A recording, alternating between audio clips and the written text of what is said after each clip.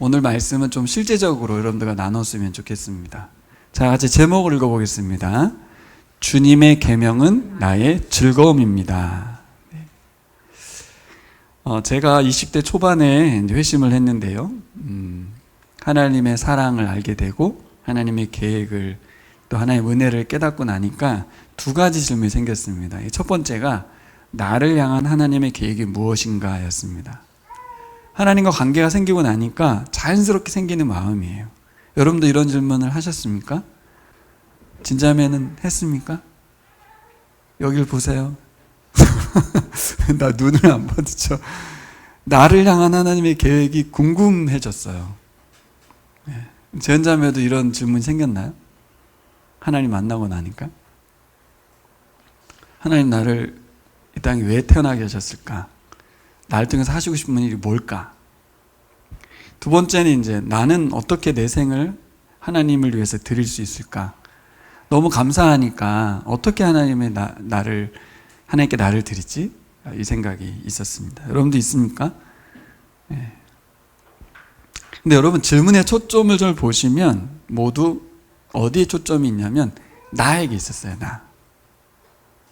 하나님 나를 왜 부르셨을까?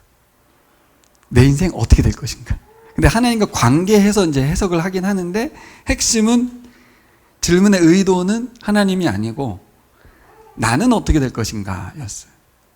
또 하나는 질문의 의도가 뭐냐면 다른 사람들에 있었어요. 다른 사람들. 그러니까 어떻게 내 인생을 드리지가 하나님을 향한 순수함보다는 다른 사람들보다 멋지게 더 의미 있게 내가 뭔가 보여주고 싶고 드러내고 싶은 마음이 있었던 거죠. 그러니까 하나님을 향한 헌신의 동력이 뭐였냐면 나에 있었고 남에 있었어요. 남을 의식하면서 나는 어떻게 나란 존재는 과연 하나님께 어떻게 사용될까? 여러분 믿음 생활의 동력이 무엇인지 생각해보는 시간이 됐으면 좋겠습니다. 내가 믿음 생활하는 동력이 무엇인가? 나인가? 남인가? 하나님인가? 하나님을 향해 살아가는 삶이 우리 신앙생활이잖아요. 그렇죠? 그리고 하나님 나라를 위해서 살아가는데 우리 삶의 동력이 뭐냐 하는 거죠. 오늘 시편 기자는 뭐라고 말했습니까? 하나님의 말씀이다 라고 고백을 했습니다. 하나님 말씀을 사랑하고 좋아하기 때문에 그래서 내 인생을 하나님께 드리고 있다라고 말하거든요.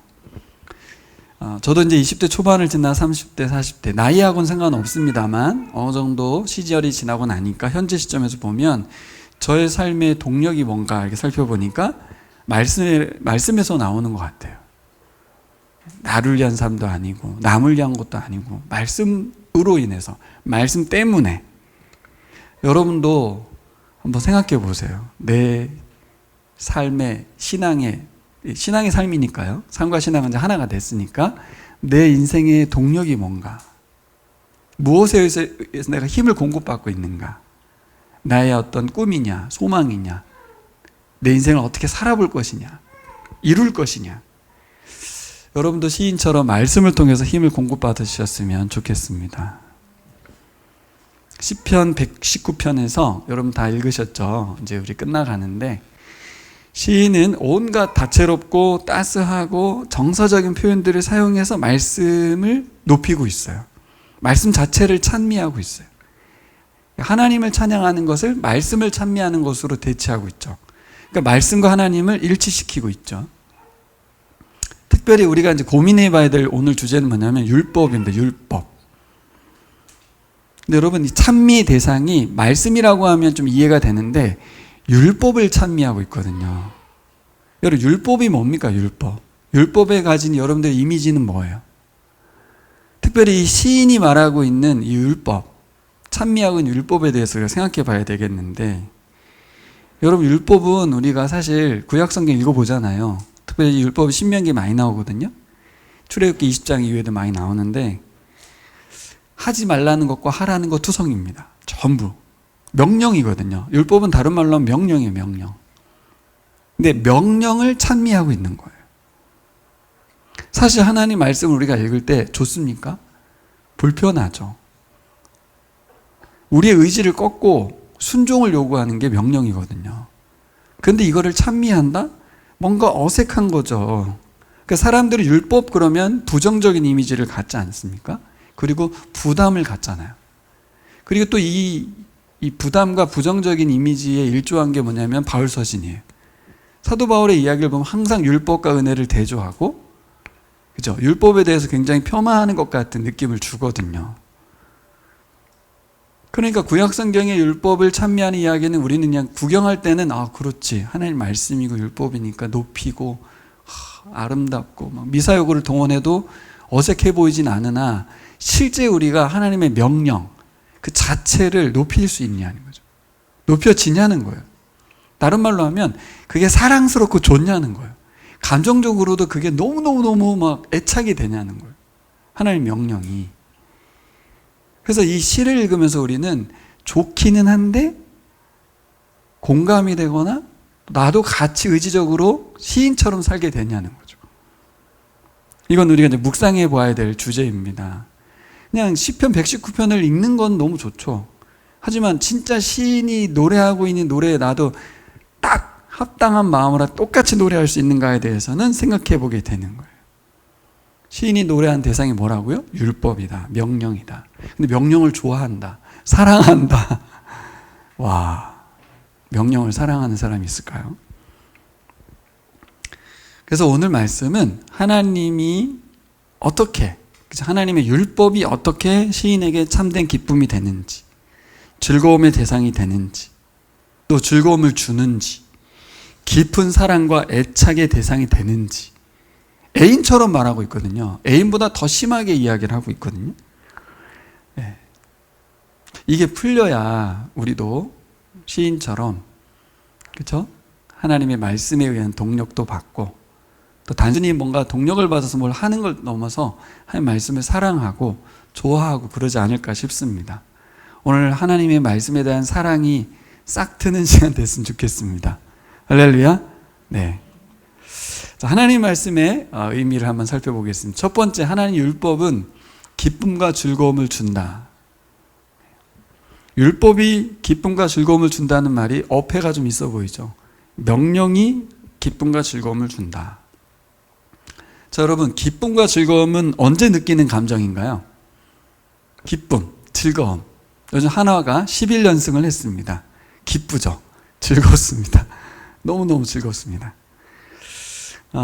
또 하나, 언제 즐겁고 기쁜가요? 사랑하는 사람들하고 행복한 시간을 보낼 때. 네. 오래 갈망했던 무언가를 이룰 때, 만날 때. 와, 기쁘고 즐겁고. 또 혹은 뭐 자연의 아름다움을 만끽할 때. 그리고 기쁨과 즐거움은 상황이 좋을 때입니다. 환경이 좋을 때예요. 그렇지 않습니까? 근데 시편 기자는 말씀들에서 이 단어를 사용하거든요. 같이 읽어보겠습니다. 내가 모든 재물을 즐거워함 같이 주의 증거들의 도를 즐거워하였나이다. 14절의 번역, 새 번역은 더 크게 번역했죠. 아까 말한 대로. 그렇죠? 14절 새 번역은 뭐라고 했어요? 큰 재산을 가지는 것보다, 소유하는 것보다. 근데 개역 개정은 재물을 즐거워함 같이. 너무 웃기지 않습니까? 이게 새 번역도 재밌지만 개역 개정도 재밌어요. 예전에 이런 말을 했어요. 조용수 목사님 말씀했던 비유가 생각나는데, 사람들이 하나님 얘기하면 다 싫어하는데 돈은 좋아한다는 거예요. 돈 얘기하면 너무 막 얼굴이 막 갑자기 좋아지고, 그래서 하늘에서 돈 쫙 뿌리면 사람들이 막 너무 신나가지고 막 정신이 없는 거예요. 예? 아파트 옥상에서 돈 막 뿌렸어요. 그럼 사람들이 기분이 안 좋아요? 왜 돈을 저렇게 뿌려? 막 신나가지고 막 웃으면서 돈을 막 줍지 않겠습니까? 이 돈에는 확 열린 마음이 사람들에게 있다는 거예요. 근데 성경에 대해서, 하나님에 대해서 여기 뭐라 그래요? 돈보다도, 엄청난 재산을 소유하는 것보다도 즐겁다. 이게 맞는 말이냐는 거죠, 이 시대에 지금. 하나님의 말씀에 대해서 진짜 우리 유아가 너무 말씀을 잘 듣고 있어서 깜짝 놀랐 뚫어지게 쳐다보고 계신데 네, 눈을 피하시네. 모든 재물을 즐거움 같이 주의 증거들의 도를 즐거워한다. 와, 이게 맞는 말인가? 162절을 한번 볼까요? 같이 읽겠습니다. 사람이 많은 탈취물을 얻은 것처럼 내가 주의 말씀을 즐거워하나이다. 전쟁에서 전리품을 얻은 것처럼 하나님의 말씀을 만나고 가지게 된 것을 그것만큼이나, 왜 전쟁에서 왜 얻는 전리품은 당연한 것이긴 하나 얼마나 기쁩니까? 왜냐하면 그거 얻으려고 전쟁하는 거거든요. 우리가 열심히 수고해가지고 막 스펙을 쌓는 이유가 뭐예요? 어딘가에 합격하고 들어가려고 하는 거거든요. 합격을 하고 들어가고. 그때의 기쁨보다 주의 말씀을 즐거워한다. 이 시인의 비교는 너무 과장법. 어떻게 그렇게 말씀이 즐거울 수 있습니까? 율법에서 기쁨만 찾기만 한 게 아니라 기쁨의 근원, 원천도 찾았거든요. 말씀 같이 보겠습니다. 시작. 주의 율례들을 즐거워하며 주의 말씀을 잊지 아니하리이다. 24절. 주의 증거들은 나의 즐거움이요 나의 충고자니이다. 그 기쁨의 원천은 말씀의 그 원천이신 하나님이시죠. 그러니까 말씀이 재산을 갖는 것보다 돈보다 좋다고 말했던 건 하나님이 더 좋다는 말이긴 해요. 그럼 이해는 되는데, 근데 이게 율법이라는 걸 생각해 봐야 돼요. 좋은 말만 하는 게 아니잖아요. 하라는 거 엄청 많고 하지 말라는 건 더 많거든요. 근데 그게 즐겁다라는 거예요. 여러분, 우리 삶에 기쁨과 즐거움을 주는 게 뭔지 한번 생각해 봤으면 좋겠어요. 나에게 기쁨을 주는 게 뭘까? 즐거움을 주는 게 뭘까? 요즘 하나가 우리에게 기쁨을 주고 있죠. 대전 시민들은 되게 기쁩니다. 그러나 대구 주민들은 좀 어렵죠. 7연패를 하셔가지고 그냥 스포츠 경기에서 이기는 것만 해도 즐거운데 뭘 바라고 있는가 우리가? 나에게 즐거움을 주는 게 도대체 뭔가? 저도 갑자기 돈이 막 들어오면 좋더라고요. 네, 기분이 즐겁고요. 네. 다 웃네. 그런 비슷한 일이 있었나 보지. 생각지도 않은 돈이 막 생기면 너무 좋아요. 근데 말씀이 들린 것이 그것에 비교가 되냐? 라고 말할 때 이분은 그게 더 좋대요. 여러분, 근데 이것도 질문해 봐야 돼요. 내게 기쁨과 즐거움을 주는 것에 하나님의 명령도 포함이 되느냐는 것이죠. 그 안에 하나님 말씀도 포함되냐는 거예요. 그러니까 돈 좋아하지 말라는 게 아니고 돈이 나에게 즐거움을 주는 게 나쁘다가 아니라 하나님 명령도 나에게 기쁨을 주냐고 묻고 있습니다. 그리스도인이라면 그래야겠죠. 그렇죠? 제가 한번 생각해 봤어요. 곰곰이 명령이 나에게 기쁨을 주는 건 언제일까? 물론 사람마다 다를 수 있으나 저는 그랬습니다. 제가 강원도 촌놈이잖아요. 그렇죠? 네. 초등학교 시절에, 그리고 뭐 중학교 시절은 기억은 없고, 하여튼 초등학교 시절에 선생님께서 저를 부르셨어요. 교무실로. 그리고 학생들 시험지 채점을 맡기셨어요. 네. 그런 경우 있나요? 이세훈 선생님 그런 경우 있나요? 그러니까 시키는 거. 그때서 반에 선생님이 나를 셀렉팅 했다는 거, 그리고 친구들의 점수를 내가 알 수 있게 된다는 것. 근데 왜 나를 택했냐는 거예요, 지금. 나를 믿고 좋아하고 신뢰한다는 착각이 들지 않겠습니까? 네, 근데 실제겠죠. 선생님이 아무한테나 그 채점 안 하게 시키거든요. 그 명령이 너무 기쁜 거예요, 실제로. 명령 자체가 좋은 게 아니잖아요, 지금. 그렇죠? 명령하신 분이 나를 셀렉팅했다는 데서 엄청 기쁘거든요. 우리 재현자매를 의사 선생님이 학생임에도 불구하고 셀렉팅 하셔가지고 뭘 맡기셨어요. 그러면 짜증 날까요? 네, 대상에 따라 좀 다르겠죠. 네.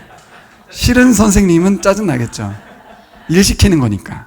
하지만 그 선생님이 나를, 다른 친구도 아니고 나를 택했다는 것만으로 나에게 그 명령이 즐거움과 기쁨으로 바뀌어요. 상당히 신기한 현상이지 않습니까? 네.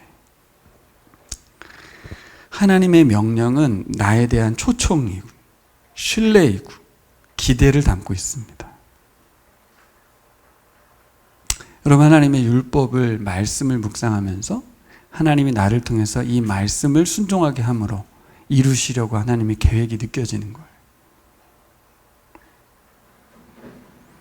두 번째로 생각해 볼 거는 기쁨과 즐거움의 배경입니다. 이 사람이 왜 기쁘고 즐거우냐는 거죠. 모든 일이 순조롭게 잘 풀려서 기분이 좋아서 이렇게 고백하고 있는 게 아니다. 실제 상황은 정반대였다. 말씀 볼까요? 시작. 주의 법이 나의 즐거움이 되지 아니하였더라면 내가 내 고난 중에 멸망하였으리이다.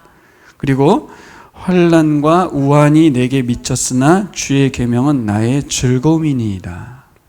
물론 좋을 때도 있겠지만 여러분, 이번에 119편 묵상하면서 많은 이런 고백을 보셨을 거예요. 환경과 상황이 어떠하든, 근데 어떠하든이 아니라 되게 안 좋은데 하나님 말씀이 나의 즐거움이 대상이라는 거예요.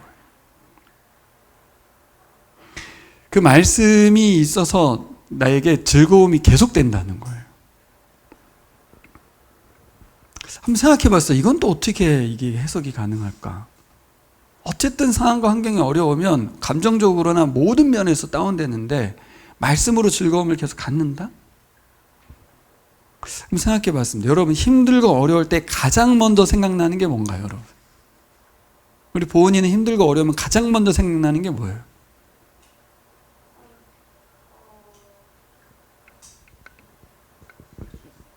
휴식, 쉬고 싶다. 그렇죠. 쉬면 즐거움이 오나요? 나에게 즐거움을 주는, 힘들 때 어려울 때 가장 나에게 즐거움을 주는 게 뭘까? 힘들고 어려울 때 가장 먼저 생각나는 건 부모님이에요. 부모님. 엄마가 생각나고 아빠가 생각나고, 엄마 보고 싶고 아빠 생각나고, 그분들이 계시다는 게 나의 기쁨이고 즐거움이고, 그분들이 해줬던 말 있죠, 말. 그분이 해줬던 말이 생각나는 거예요.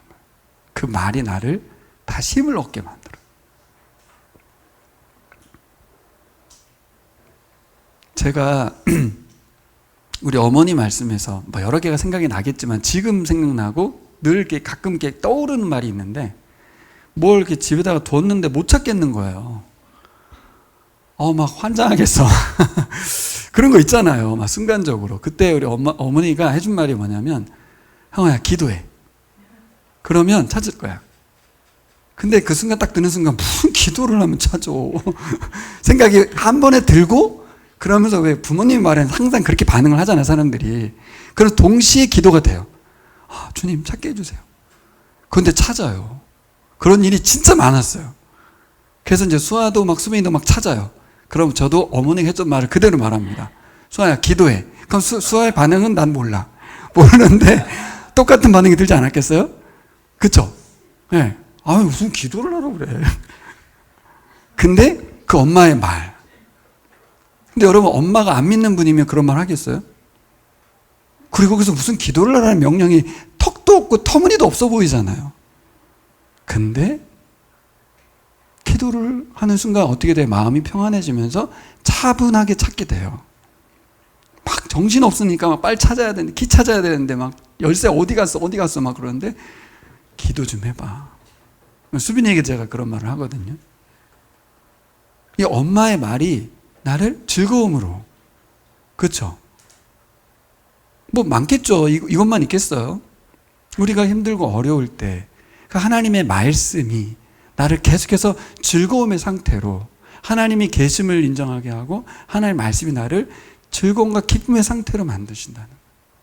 샬롬이 뭡니까? 늘 평안하고 안정되는 게 아니라, 이 세상은 사단이 점령한 이 공중권세 잡은 세상에서 샬롬은 뭡니까? 하나님의 살아계심과 하나님의 말씀의 통치를 받는 거 아니겠어요?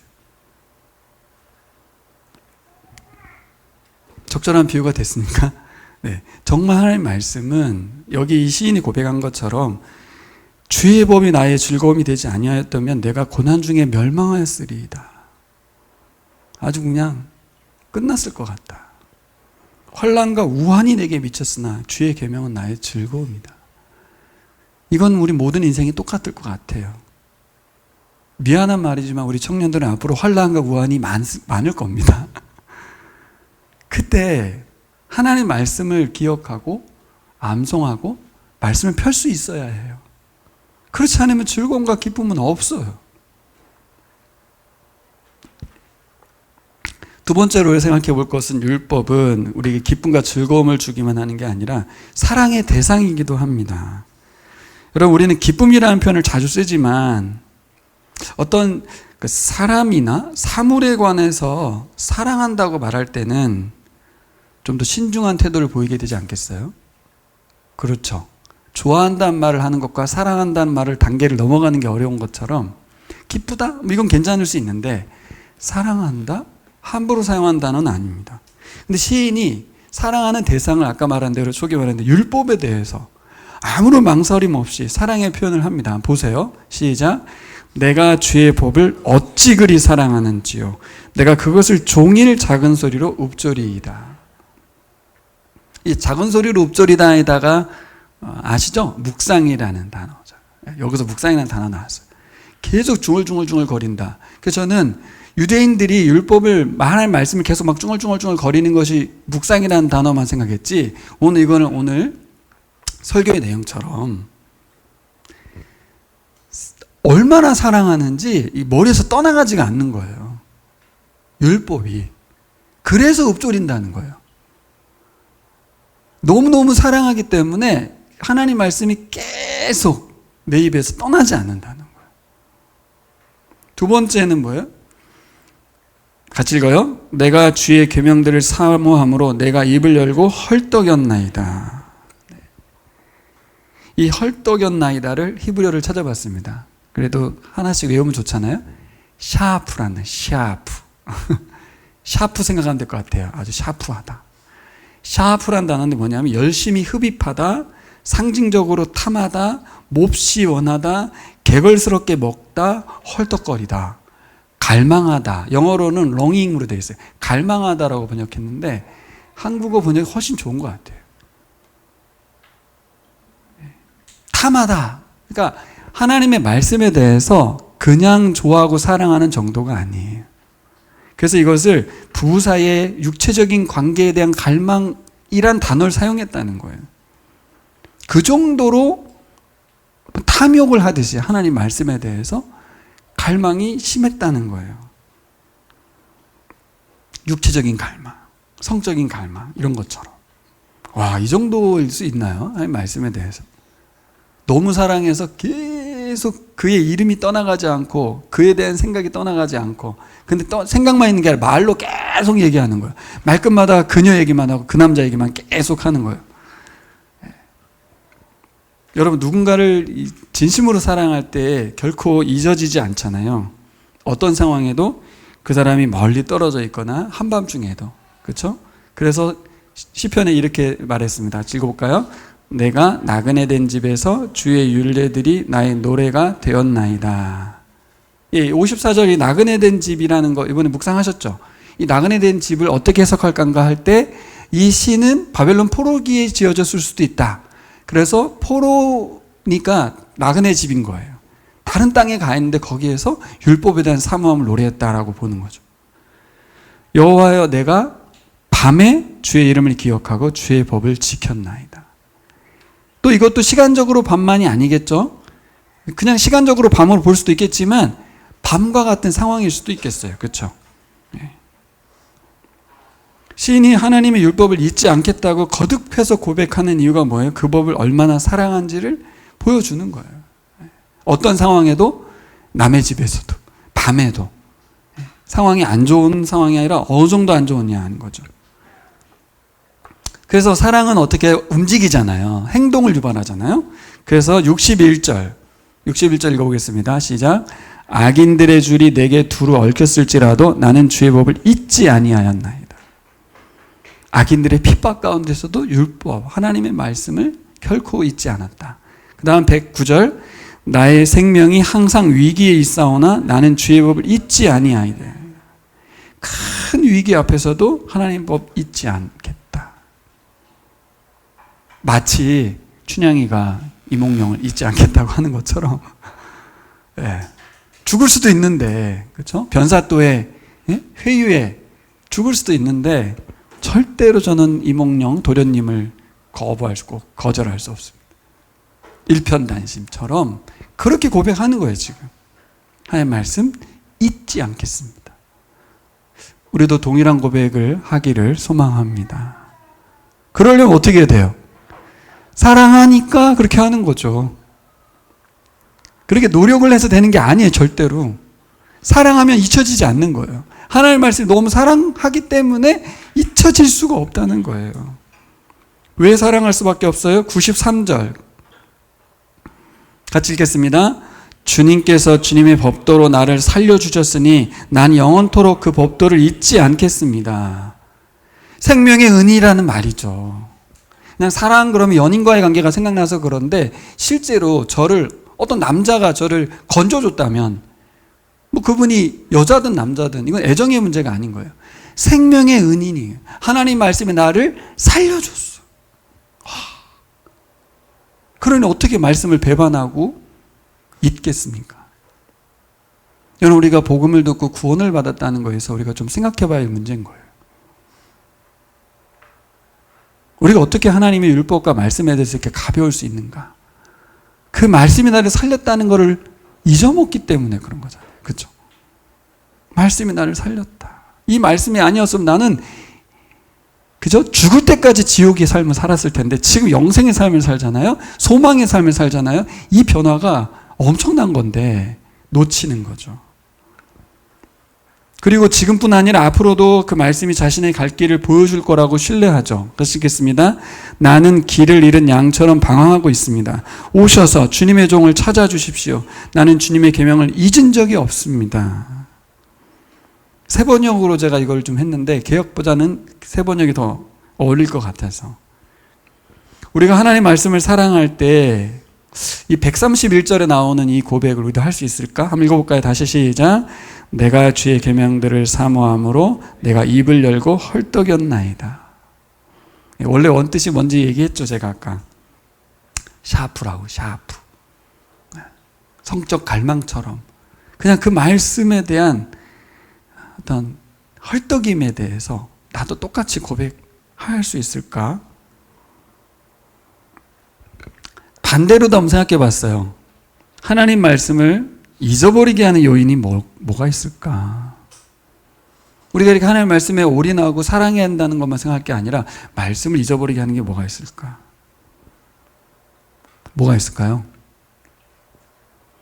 연인과의 관계에서 비교하면 딱 될 것 같아요. 사랑의 대상은 딱 하나거든요. 하나. 그러니까 언제 말씀을 잊어버리겠어요? 다른 걸 사랑할 때 아니겠습니까? 그렇죠? 그게 우상이에요. 그래서 하나님은 구약성경에서 계속해서 우상 얘기를 하신 거예요. 마음을 다른 것에 두는 순간 하나님 율법은 잊어지는 거거든요. 우리가 하나님 율법을 잊는 이유가 뭐냐? 그 요인이 여러 가지가 있겠지만 우상화되는 거예요. 그게 대상이 자녀가 될 수도 있고 뭐 남편과 아내가 될 수도 있는 거고, 또 뭐가 돈이 될 수도 있고요. 또 뭐 성공, 성취, 여러 가지가 되겠죠. 하나님의 말씀을 잊게 만드는 게 뭔지. 사랑의 대상은 하나지 두 개가 될 수 없다. 말씀 외에 다른 걸 사랑하게 되면 말씀이 있겠죠. 또 실제로 우리가 그 말씀 잊어버릴 때 어떤 일이 일어나는지도 생각해 봐야 돼요. 이거 좀 꼭 기억해서 생각해 보세요.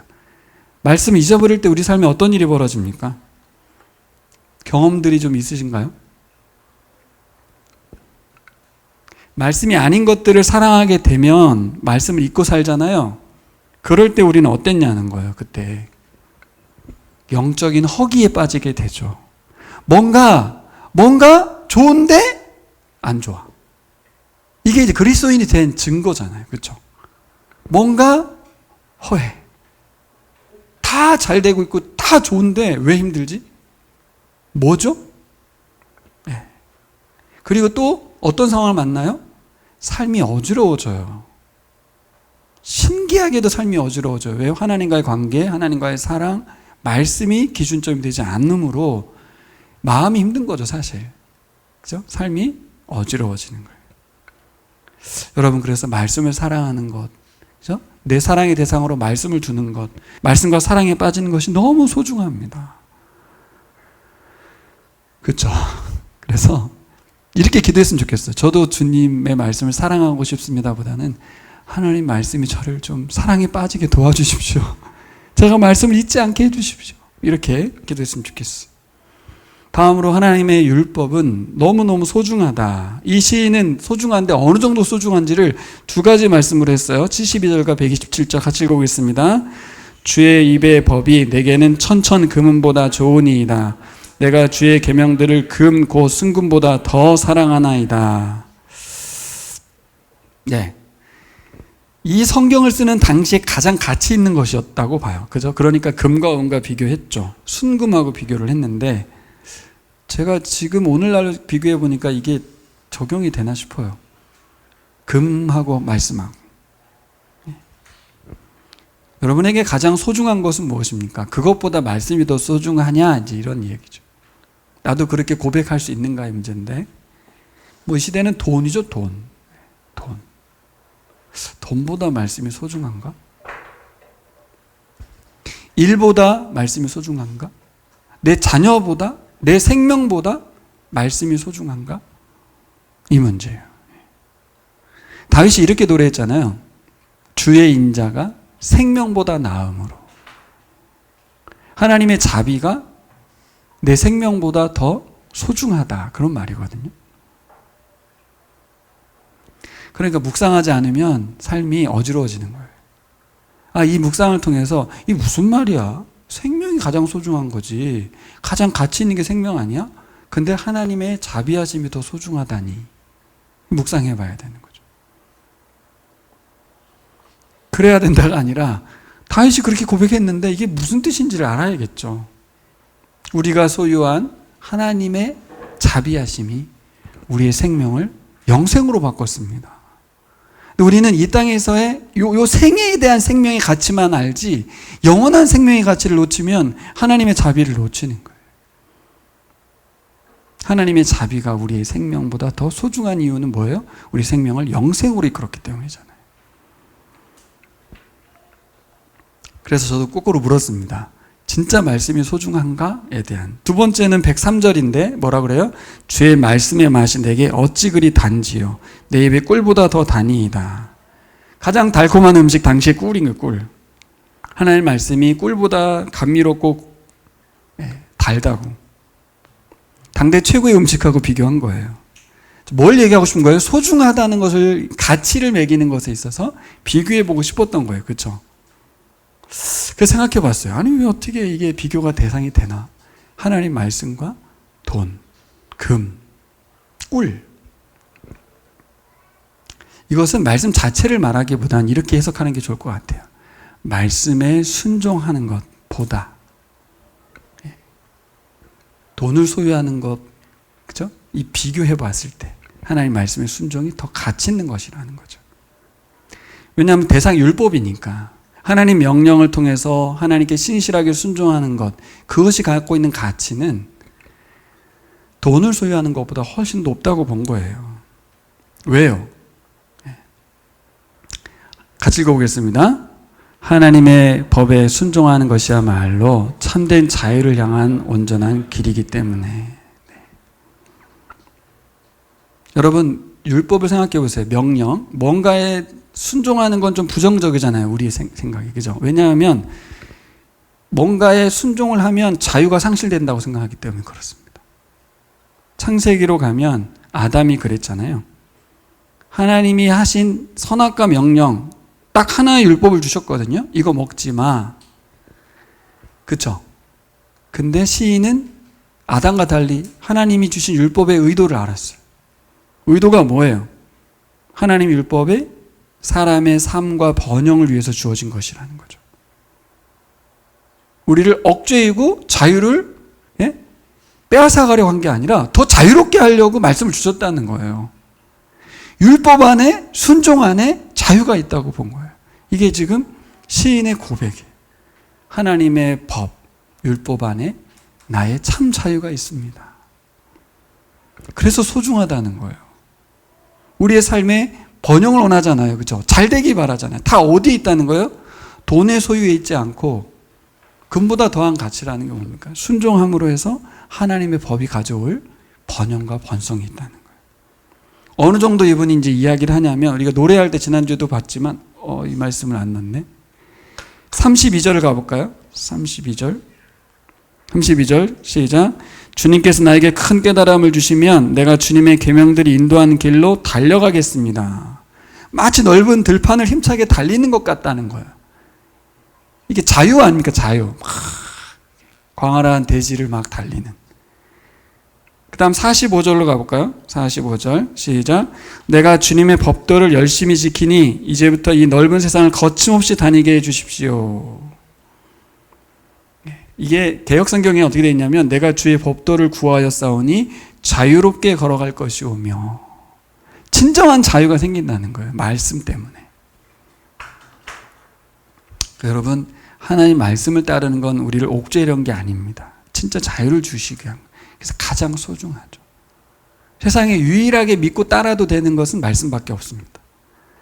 내 삶에 진정한 자유와 의미 있고 가치 있는 삶을 펼쳐주도록 하는 것, 말씀이라는 거죠. 네 번째로 생각해 볼 거는 하나님 율법이 우리에게 순종을 요구한다는 거예요. 그렇죠? 율법은 명령이니까. 그래서 우리는 어떻게 해야 되냐? 순종하기로 선택을 해야 된다는 거예요. 자, 신명기 말씀, 우리 유명한 말씀 아시죠? 같이 읽겠습니다. 이스라엘아 들으라. 우리 하나님 여호와는 오직 유일한 여호와시니 너는 마음을 다하고 뜻을 다하고 힘을 다하여 내 하나님 여호와를 사랑하라. 자, 근데 이 신명기 말씀의 핵심이 뭐냐면, 하나님을 사랑하라는 명령 아닙니까? 그쵸? 그쵸? 하나님을 향한 사랑. 이것과 동일한 것을 뭐라고 말했냐면, 율법에 대한 순종을 명령해요. 그래서 예수님도 비슷한 말을 하셨죠. 요한복음에서 시작. 너희가 나를 사랑하면 나의 계명을 지키리라. 사랑하면 순종한다는 거예요. 하나님 사랑하면 말씀을 사랑한다는 건 순종하는 것이다. 이렇게 말하고 있어요. 그래서 시인이 결단하는 게 뭐냐면, 하나님의 율법에 대해서 어떻게 해요? 지속적으로, 고의적으로, 기꺼이 순종하기로 결단을 합니다. 앞서 말씀드린 것처럼 하나님의 말씀 사랑의 대상이고, 우리에게 참 자유를 주는 것이고, 가장 소중한 것이잖아요. 그렇죠? 나에게 즐거움과 기쁨을 주는 것이잖아요. 확신이 있기 때문에 이분은 어떻게 결단합니까? 지속적으로, 고의적으로, 기꺼이 순종하겠다는 거죠. 이것을 성경은 뭘로 표현했냐면 전심으로라는 말로 표현했어요. 2절, 10절, 30절, 34절, 36, 58, 112, 145절에 8번에 걸쳐서 전심으로 순종하겠다. 마음을 다하겠다. 근데 저를 좀 보세요. 이게 이제 결단일 수 있잖아요. 마음을 다한다는 말이. 근데 이 마음을 다한다는 표현이 뭘까? 전심으로라는 단어는 앞으로 구약성경의 전심으로 이렇게 해석해야 돼요. 여러분, 히브리서에서 마음이라는 거는 감정의 영역이 아니에요. 히브리인들의 사고에서 감정은 어디에 있냐면 창자에 있어요. 창자. 아랫배에 있어요. 그래서 사람들에 대한 연민과 긍휼의 감정은 어디서? 밑에서 올라와요. 뜨거움이. 그러면 마음은 여기 있잖아요. 마음은 어디 있냐? 마음은 생각의 영역이고 의지의 영역이에요. 신기하게도 마음은 뭐라고? 의지의 영역이에요. 그래서 사람의 생각과 판단이 이루어지는 것은 어디다? 마음이다. 왜냐하면 마음이 사람의 의도와 계획을 지배한다고 봤기 때문에 그래요. 마음 먹기에 달렸다 이 말이잖아요. 그렇죠? 네. 마음이 우리의 생각과 판단을 결정한다는 거죠. 그래서 예수님도 이렇게 말했어요. 보세요. 시작. 속에서 곧 사람의 마음에서 나오는 것은 악한 생각, 곧 음란과 도둑질과 살인과 간음과 탐욕과 악독과 속임과 음탕과 질투와 비방과 교만과 우매함이니. 예수님도 이렇게 말했어요. 마음에서 나오는 거다. 마음에 악한 생각이 있다. 이게 창세기 6장에 가면 뭘로 나옵니까? 6장 5절에 가면 이렇게 나와요. 시작. 주님께서는 사람의 죄악이 세상에 가득 차고 마음에 생각하는 모든 계획이 언제나 악할 것을 보시고서. 사람 마음에 어렸을 때부터, 태어날 때부터 악하다. 악한 생각으로 꽉 차 있다. 자, 그래서 신구약 말씀의 이 사고를 보면 우리에게도 동일한 거예요. 우리가 우리의 생각을 바꾸고, 그리고 행실을 바꾸려면 뭐부터 봐야 돼요? 이 마음에 무슨 마음을 품고 있는지. 우리 마음을 깊이 관찰해 봐야 돼요. 내 마음이 어떤 마음인지. 순종하려는 내 마음이, 내 의지가 어떤지. 성경은 뭐라고 되어 있어요? 마음이 원래 완악하대요. 굉장히 이기적이고 자기중심적이라는 얘기죠. 그러니까 마음의 상태를 살피라는 거예요. 그래서 제가 앞에 서두에 뭐 살폈습니까? 하나님 만나고 은혜 받고 나니까 하나님을 위해서 뭔가 살고 싶어서 뜨겁게 열정적으로 말은 하고 기도는 했는데 그게 뭐예요? 하나님 나를 통해서 뭘 하려고 하시지? 여전히 나. 그죠? 남들 보란 듯이 나는 어떻게 사용될까? 나. 의도가 뭐예요? 나밖에 없어요. 잘못된 것이라기보다는 단계인 것 같아요. 어쨌든 하나님 관계가 생겼으니까 어떻게든지 나를 하나님께 드리고 싶은 내 열정인데 언제 바뀝니까? 내 마음이 완악했구나. 나를 드러내고 싶어서 그런 거였구나. 내 열정이었구나. 왜 열정이었어? 인정받으려고. 평가받고 싶어서. 보란 듯이 나를 증명하고 싶어서였구나. 내 의도가 거기 있었구나. 그래서 그 말을 했구나. 그래서 그렇게 행동했구나. 뭐예요? 마음을 다시 바꾸는 거죠. 순수하게 하나님만을 위해서. 하나님의 영광을 위해서. 마음을 살펴보라고 그랬습니다. 하나님 사랑해서 내가 이 일을 하고 말씀을 묵상하고 순종을 하느냐는 거죠. 그래서 하나님을 향해 온 마음으로 전심으로 하나님을 찾겠다고 한번 읽어볼까요? 시작. 여호와의 증거들을 지키고 전심으로 여호와를 구하는 자는 복이 있도다. 내가 전심으로 주를 찾았사오니 주의 계명에서 떠나지 말게 하소서. 그래서 이 시편들을 우리가 외워야 되는 것 같아요. 주의 계명들 떠나지 않아야, 그 말씀으로 우리 안에 가득해야, 그분의 사랑으로 가득해야 내 의도가 근본적으로 완악하고 나를 위한 것이 수밖에 없는 내가 바뀔 수 있어요. 하나님 은혜 때문에 바램 없이 기꺼이 지속적으로 순종할 수 있다는 거죠. 근데 이 순종에 대한 부분에서 핵심을 하나 생각해 볼 게 있는데, 여러분 오늘날 선택이란 뭘 의미할까요? 선택. 순종을 하는데 아까 제가 말한 대로 지속적으로 기꺼이 순종하고 싶은데, 온전히 순종하고 싶은데 성경에서 예수님이 제일 싫어하는 게 뭔지 아시죠? 외식이거든요. 얄팍한 순종. 예수님의 경고한 바리새인들이 가졌던 순종의 모습이었어요. 율법주의. 억지로 어쩔 수 없이 하라니까. 근데 그걸 해놓고 우린 다 했다라고 생각했던 거였어요. 그것에서 어떻게 바뀔 수 있습니까? 오늘 말씀 들어서 아시겠지만 사랑해야 순종해야 되는데 사랑받으려고 순종했기 때문이잖아요. 그렇죠? 사랑이 아니었어요. 본인은 버림받은 자식 같았어요. 큰아들. 아버지 날 사랑하지 않아. 내 친구들하고 먹으라고 염소새끼 한번 잡은 적 없어. 이 사랑이 채워지지 않았어요. 근데 아빠가 뭐라고 그랬어요? 얘야, 내 것이 다 내 것인데 아버지는 계속 사랑하고 있었고 재산도 다 줬고 뭐가 더 필요한가입니다. 우리도 마찬가지잖아요. 하나님이 우리를 위해서 아들 예수를 주셨고 여전히 하나님 우리를 사랑하시는데 왜 나는 부족하냐고요. 왜 허기지냐고. 뭐죠? 우리의 결단과 의지가 문제가 아닌 거예요 지금. 그렇죠? 뭐에 문제가 있습니까? 하나님의 사랑이, 그렇죠? 말씀을 통해서 나에게 잠잠히 임해야 되는 거죠. 거기서부터 출발해야 되는 거예요.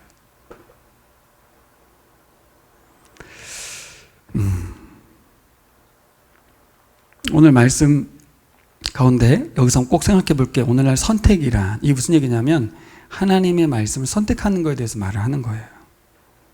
오늘날 선택은 뭡니까? 오늘은 커피 먹고 내일은 차 마시고 오늘 점심때 뭐 먹지? 이 선택을 말하는 것처럼 느껴져요. 하지만 시인이 이 시에서 말하는 선택은 좀 달라요. 읽어봅시다. 시작. 내가 성실한 길을 택하고 주의 규례들을 내 앞에 두었나이다. 이 선택의 문제예요. 선택. 이 선택을 어떻게 한다? 영원히 선택하는 거예요. 잠깐 선택하고 바꾸는 그런 선택이 아니라 시인이 말한 선택은 내가 영원히 온전히 끝까지 이 길을 가겠다는 선택이에요. 근데 재밌는 건 이 영원히 끝까지가 너무 멋있어 보이잖아요. 야, 멋있다. 어떻게 저렇게 영원히 끝까지 사랑한다고 그 길을 가겠다고 선택할 수 있느냐인데 항상 뭐가 빠지냐면 오늘이 빠지는 거예요. 오늘. 항상 영원히에 뭐가 들어가야 돼요? 오늘이 들어가야 돼요.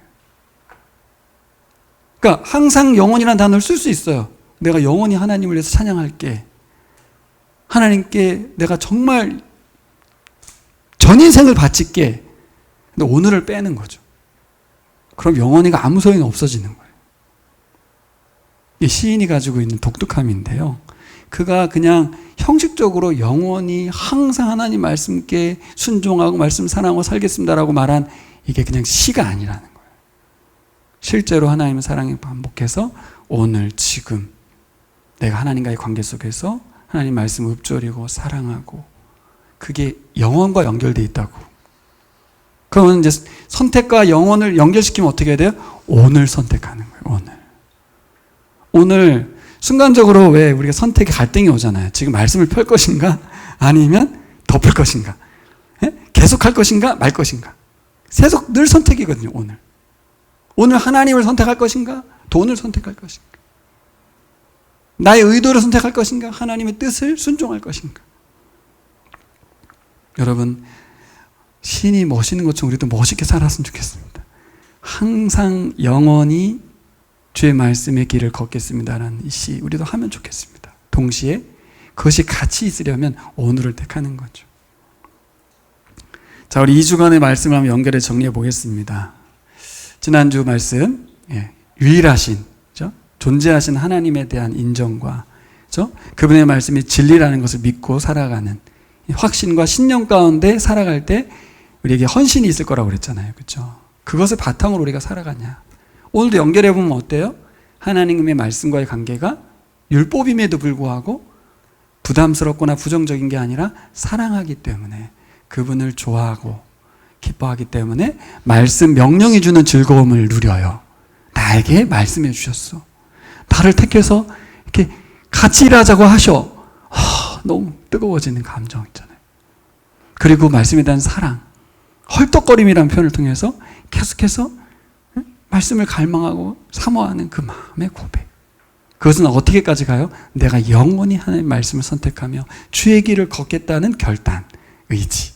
근데 오늘 선택하는, 이 시를 이렇게 볼 수 있으니까 시편이 완전 달라졌습니다. 하나님 말씀에 대한 이 순종의 결단이 작은 게 아닌 거예요.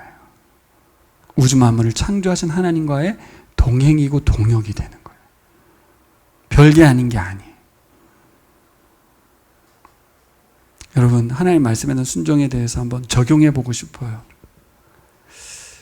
우리 신앙을 깨워가기 위해서 오해하지는 마시고, 그리고 우리가 부모님의 말씀을 순종하는 것도 그렇고 권위자의 말씀에 순종하는 것도 그렇고 그것은 말씀 순종과는 어떻게 연결될까요? 제가 어떤 이제 말을 하거나 말씀을 드리면 여러분 저의 말을 따르고 순종하는 것에 대해서는 어떻게 생각하십니까? 오해는 하시면 안 돼요. 뭐예요? 결국 저를 좋아하고 사랑하고 의도가 순수하다고 생각할 때 따르겠죠. 근데 아까 제가 말한 선택의 문제하고 똑같아요.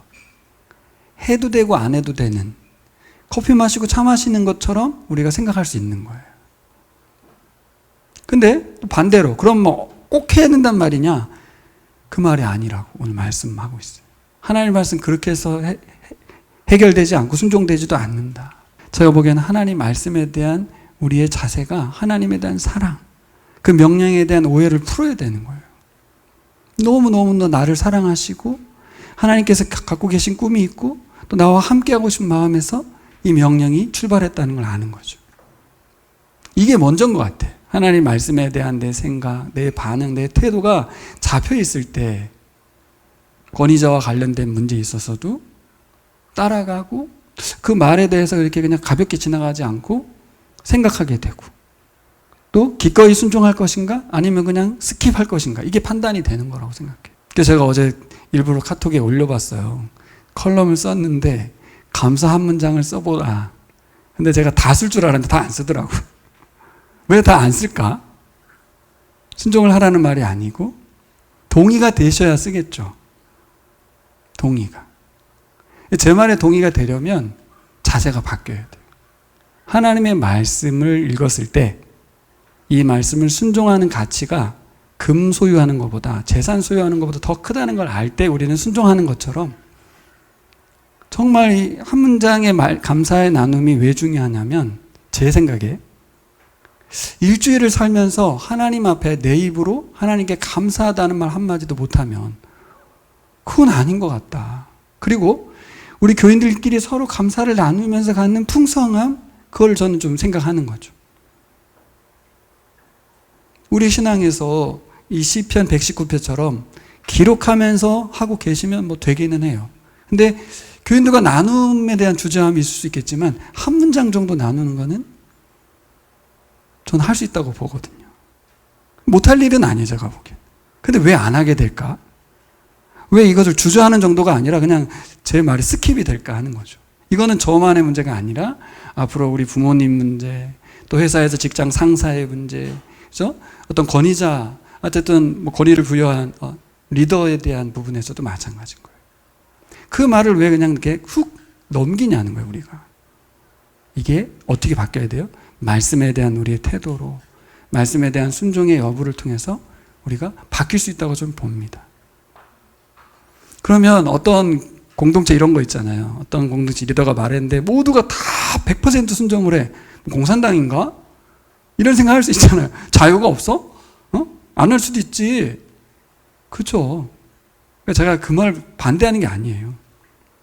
하나님 말씀에 대해서 우리가 기꺼이 순종하고 영원히 순종하며 오늘 선택하는 이 자세가 되면 한 분 한 분이 그렇게 되면서 그 비율이 늘어나는 거고, 우리 교회는 전부 순종했으면 좋겠습니다, 이래서 되는 게 아니라 진짜 각자가 하나님 말씀에 대한 이 겸비의 자세가 생길 때 저는 그런 날도 올 거라고 생각하고, 그건 결코 저의 자랑도 아니고 하나님께 영광이 된다고 생각해요. 우리 교우들은 하나님의 말씀에 대한 이 자세와 이 사모함과 사랑의 자세로 권위자와 또 공동체 가운데서의 어떤 뜻에 대해서 기꺼이 헌신하고 순종하지 않겠냐는 것이죠. 우리 삶의 태도는 바뀌기가 어려워요. 이미 형성된 나가 있기 때문에, 나름 다 의견이 있기 때문에. 제가 이번 말씀을 준비하면서 적용점을 딱 한 가지만 말씀해 보는 거예요. 다른 건 다 어려워도 이건 진짜 할 수 있는 건데 너무 가벼워서 별거 아니라서 못하는 것인가라는 거죠. 특별히 우리 청년들이 이제 많이 문장이 잘 안 올라오는데, 저도 청년 때는 생각해보면, 돌아보면 진짜 나밖에 없어요. 아무것도 안 들려. 보이는 것만 보이고 들리는 것만 들리는 이 시기가 있어요. 그렇지만 저는 반대로 오늘 말씀에 적용해 보면 나이가 먹으면 바뀌나? 그건 아니거든요. 어린아이도 할 수 있는 순종이기도 하고.